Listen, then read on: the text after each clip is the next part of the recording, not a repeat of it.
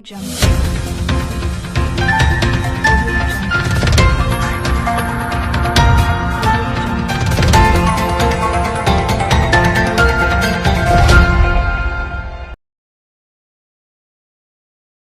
News കാലാവസ്ഥാ വാർത്തയിലേക്ക് സ്വാഗതം. ബംഗാൾ ഉൾക്കടലിൽ ഇന്നലെ രൂപം കൊണ്ട അതിതീവ്ര ന്യൂനമർദ്ദം ഇന്ന് പശ്ചിമ ബംഗാൾ, ഒഡിഷ തീരത്ത് ദിക്കയ്ക്ക് സമീപം കരയിൽ പ്രവേശിച്ചതായി കേന്ദ്ര കാലാവസ്ഥാ നിരീക്ഷണ വിഭാഗം. സിസ്റ്റം നിലവിൽ വടക്കൻ ഒഡിഷയ്ക്കും ഗംഗാതീര പശ്ചിമ ബംഗാളിനും മുകളിലായി സ്ഥിതി ചെയ്യുകയാണ്.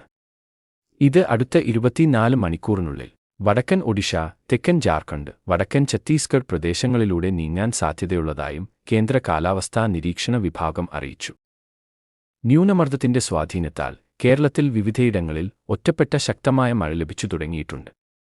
സംസ്ഥാനത്ത് ഇനിയുള്ള ഒരാഴ്ച എല്ലാ ജില്ലയിലും ഇടവേളകളോടുകൂടിയ മഴയും കാറ്റും വർദ്ധിക്കുമെന്നാണ് കാലാവസ്ഥാ നിരീക്ഷകർ അറിയിക്കുന്നത്. ശക്തമായ മഴയ്ക്ക് സാധ്യതയുള്ളതിനാൽ വിവിധ ജില്ലകളിൽ യെല്ലോ അലർട്ട് തുടരുകയാണ്. ഇന്ന് തിരുവനന്തപുരം, കൊല്ലം, പത്തനംതിട്ട, ഇടുക്കി ഒഴികെയുള്ള എല്ലാ ജില്ലയിലും യെല്ലോ അലർട്ട് പ്രഖ്യാപിച്ചിട്ടുണ്ട്. കാലാവസ്ഥാ വാർത്തകൾ കൃത്യമായി ലഭിക്കാൻ ചാനൽ സബ്സ്ക്രൈബ് ചെയ്യുക. നന്ദി.